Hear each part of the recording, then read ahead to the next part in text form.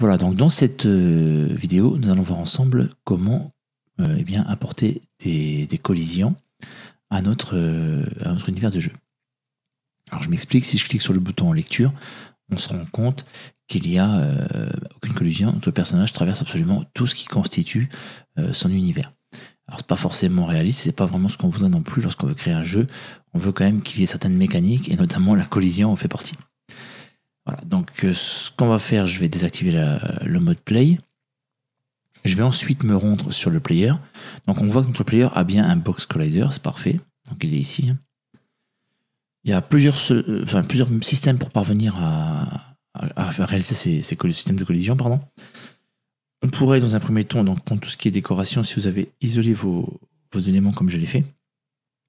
Donc on va sur le calque déco, sur la couche déco. On va rajouter un Tile Map Collider, et là vous voyez que chaque objet de ce calque possède maintenant un collider, ce qui fait que si je mets lecture, notre personnage entre en collision donc avec les buissons, les rochers, mais c'est pas tout, il rentre en collision avec les fleurs, l'herbe. C'est pas forcément ce qu'on voudrait, puisque là pour le coup l'herbe on voudrait pouvoir marcher dessus, et les fleurs également. Mais on voit que ça fonctionne. On voit que nos collisions ont été générées par une IT. Alors c'est encore une fois un système rapide. Alors il y a une solution qui vous permettrait de dire écoutez, là je vais faire un calque rocher et buisson, dessus je mettrai mes collisions, et vous auriez raison, ça fonctionne. Hein. Et vous pourriez également donc mettre tout ce qui serait collisionnable sur un calque et tout ce qui ne le serait pas sur un autre calque. Là encore, c'est une question de pratique, c'est comme vous voulez. Moi je suis pas trop fan de cette méthode. Bon, après, c'est rapide, c'est vrai que je l'utilise quand même. Mais honnêtement, je suis plutôt partisan, moi, du collisionner chaque objet dont j'ai besoin. Donc, je vais m'expliquer. Je vais supprimer donc, le Tilemap Collider. Voilà, remove the component. Voilà. Et je vais donc me diriger dans le dossier Sprite Decor. Voilà, ici, je déroule donc le canvas avec les éléments le tileset pour pouvoir voir tous les éléments, et on va prendre par exemple, je sais pas, disons voir ce rocher et on va venir le placer ici. Voilà. Donc là ce qu'on va faire, on va le renommer rocher, donc on clique dessus, touche F2 et on va l'appeler rocher. On va lui attribuer un Circle Collider 2D. Donc on va cliquer sur les petites poignées là pour éditer les poignées et permettre de coller au plus juste du modèle. Voilà, donc là on va faire quelque chose à peu près approximativement comme ça. Voilà. Et là, juste en appuyant sur lecture, vous allez voir que notre système est déjà fonctionnel. Voilà, j'ai créé un système de collision donc pour ce rocher. Alors c'est d'autant mieux puisque ça vous permettra de poser vous allez pouvoir créer des scripts dessus, attribuer vraiment des choses personnalisées à votre préfab. Donc en parlant de préfab, c'est ce qu'on va réaliser maintenant. Donc là, en l'état, on va dans Asset, on clique droit, Create, un nouveau folder, et on va appeler ce dossier préfab. Alors on mettra un S parce qu'il y en aura plusieurs. On double-clique dessus, et là ce qu'il faut faire, c'est simplement cliquer dans la hiérarchie, on sélectionne le rocher et on le fait glisser jusque dans le dossier préfab. À partir de là, vous pouvez supprimer sans aucun souci l'objet qui était placé ici. Alors l'avantage de cette technique, c'est que maintenant je vais pouvoir placer autant de rochers que je veux. Donc vous voyez, toc, je vais en placer quelques-uns, on va en placer, je sais pas, on va voir là 3. Et lorsque je vais jouer, donc je vais lancer le test de mon jeu, mes rochers seront là, qui seront déjà collisionnés. Donc, voilà. Et je vais pouvoir utiliser cette méthode à l'infini, je vais pouvoir les appeler par script, pouvoir générer par exemple, je sais pas, avec un système de particules, générer pourquoi pas une source où il y aurait des rochers qui apparaîtraient. Donc je vous donne un exemple, là c'est pas vraiment ce qu'il faut faire, mais vraiment voilà. Donc c'est une technique qui existe, encore une technique pour collisionner vos objets. Donc ça à utiliser bien entendu avec parcimonie, parce qu'au final, vous allez vous retrouver avec plein de préfab, et après, il faudra pouvoir gérer tout ça. Vous voyez qu'à chaque fois qu'on en crée un, donc on a bien le préfab qui est là, par exemple, avec tout son système, donc le Circle Collider, etc., etc. Donc ça, encore une fois, technique fonctionnelle, mais à utiliser avec parcimonie. Nous allons repartir sur le calque déco. Donc je vais dans Tile Palette, voilà, j'y suis. Et là, ce que je vais faire, je vais venir simplement, donc comme je vous l'ai dit avant, vous montrer un petit peu comment ça va fonctionner. Je vais venir réaliser, donc D pour effacer. Je vais effacer tout ce qui n'est pas censé se trouver là. Donc, non, je fais une bêtise, voilà. Je vais sélectionner. On peut théoriquement, me semble-t-il, voilà, on peut copier les choses, hein, c'est ça. Alors, je vais prendre cette partie-là. Attendez, tac. Donc, je clique sur la petite pipette qui est ici. Et je vais donc copier donc, cette partie-là. Je sélectionne toute la partie-là, voilà. Avec les fleurs, les brins d'herbe et tout. Voilà, je l'ai copié. Je crée donc un nouveau layer. Alors, on va l'appeler 2D. Tilemap. Et on va prendre un tilemap rectangulaire. Et dessus, je vais venir poser donc, voilà, simplement mes fleurs. Donc là, je vais l'appeler No Collide. Voilà, pour qu'il n'y ait pas de collidation. Voilà. Ensuite, je vais prendre ma gomme et je vais effacer donc tout ce qui n'a pas de collision. Alors, je vais masquer d'abord le calque déco. Voilà. Et là, ça m'a pas copié. Qu'est-ce qui s'est passé? Ça ne m'a pas copié, mais je n'étais pas sur le bon calque. Je reprends donc ma pipette et je refais la sélection. Donc là, je l'ai. Voilà. Je passe sur No Collide et je viens donc coller. Voilà, donc je sais pas ce qui s'était passé avant, mais ça fonctionnait pas. Donc j'appuie sur D pour la gomme, et là tout ce qui n'est pas collidé, je viens l'effacer. Donc les buissons, les rochers, cela faudra les enlever, ils n'appartiennent pas à ce calque, voilà. Donc tout ça, ça va être en fait simplement les... Donc ça, c'est pas collidé. Voilà. Tout ce qui est là, ce sera les fleurs et les objets non, qui ne sont pas collisionnables. Donc je réaffiche le calque déco, je masque le calque No Collide, et là je vais faire l'inverse. Sur le calque déco, je viens effacer justement tout ce qui n'est pas collisionnable.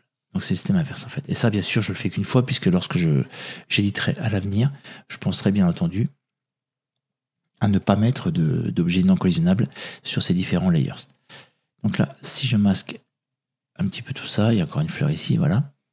Je vais pouvoir maintenant revenir dans l'inspecteur, ajouter un Tilemap Collider 2D, voilà. Je vais pouvoir aussi, changer donc la... Non, j'ai dit une bêtise, voilà. Je vais pouvoir, voilà, comme ça, tester mon système de jeu et voir que c'est fonctionnel. Vous allez voir que maintenant, je vais, bien entendu, on ne voit plus les fleurs, c'est normal, puisque là, mon calque déco possède ce qu'on appelle, attendez voir, un sorter in layer de 1, donc notre No Collider doit posséder un sorter in layer de 1 également. Donc ce qui serait bien de faire, c'est de venir le glisser directement dans la déco.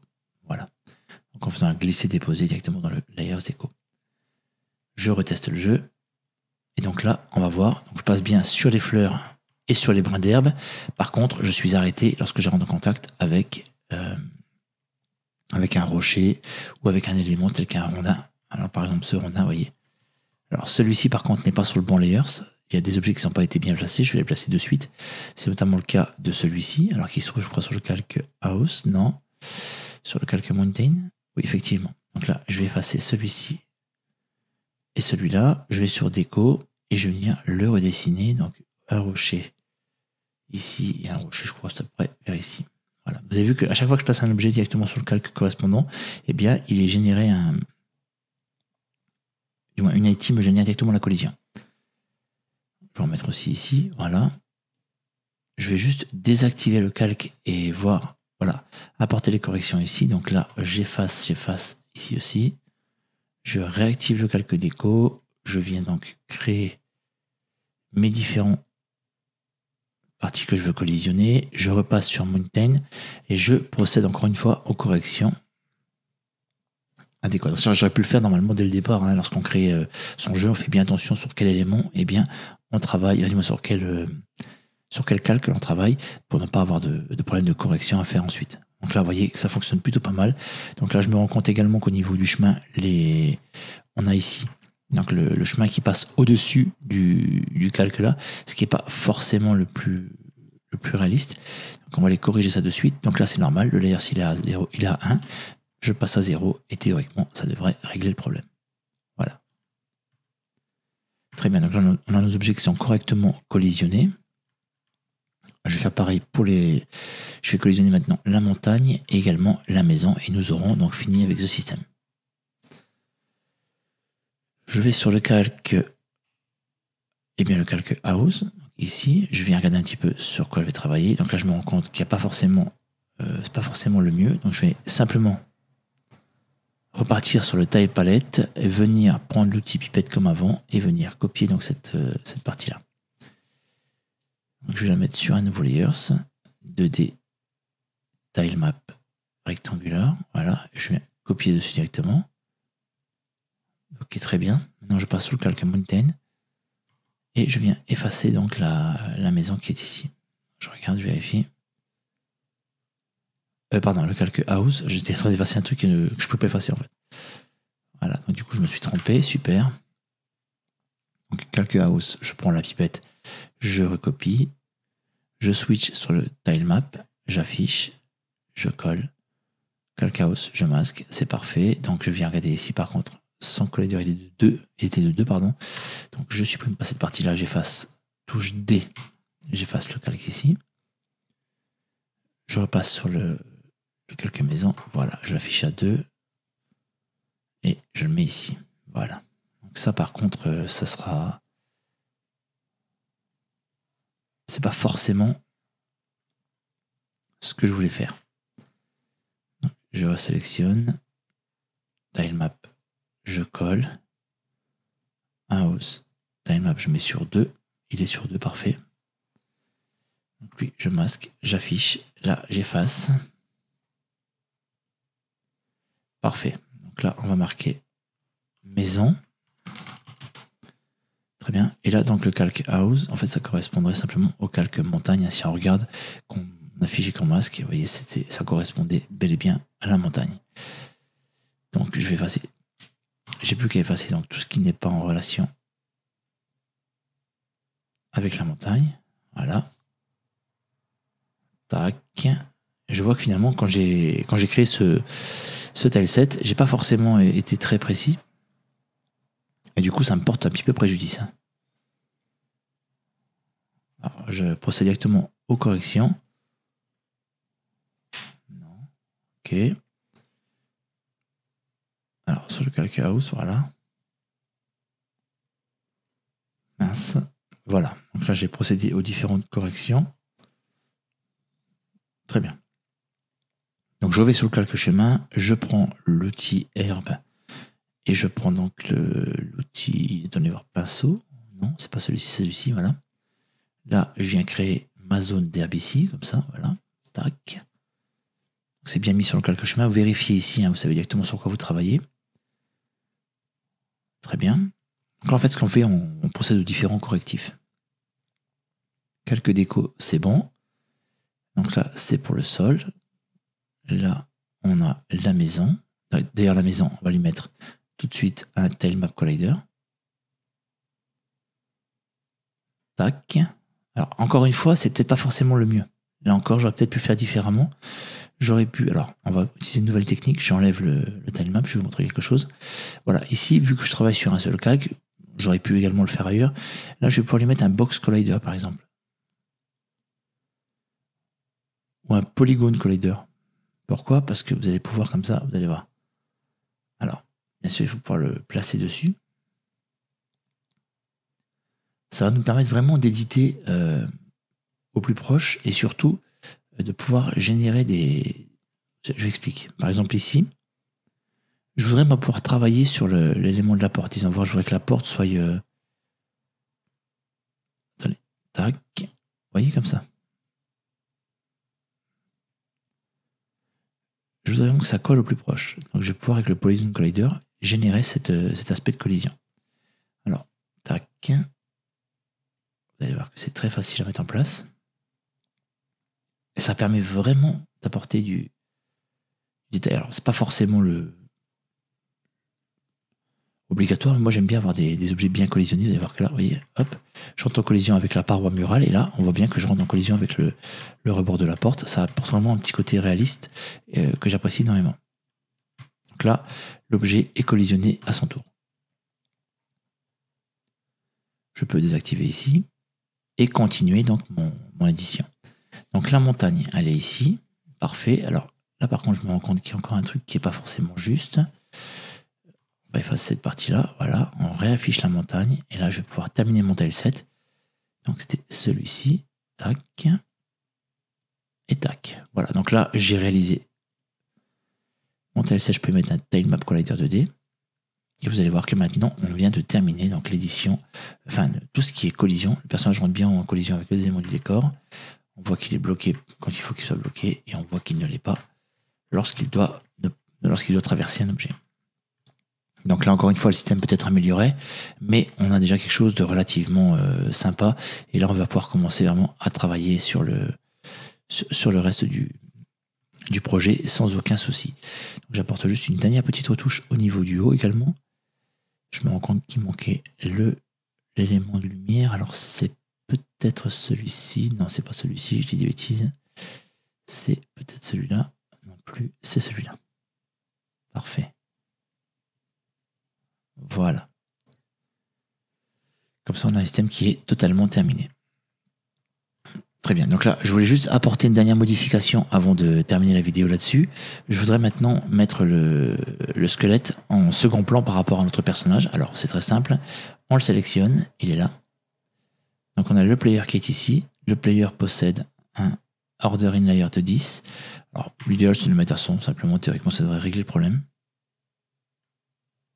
Voilà.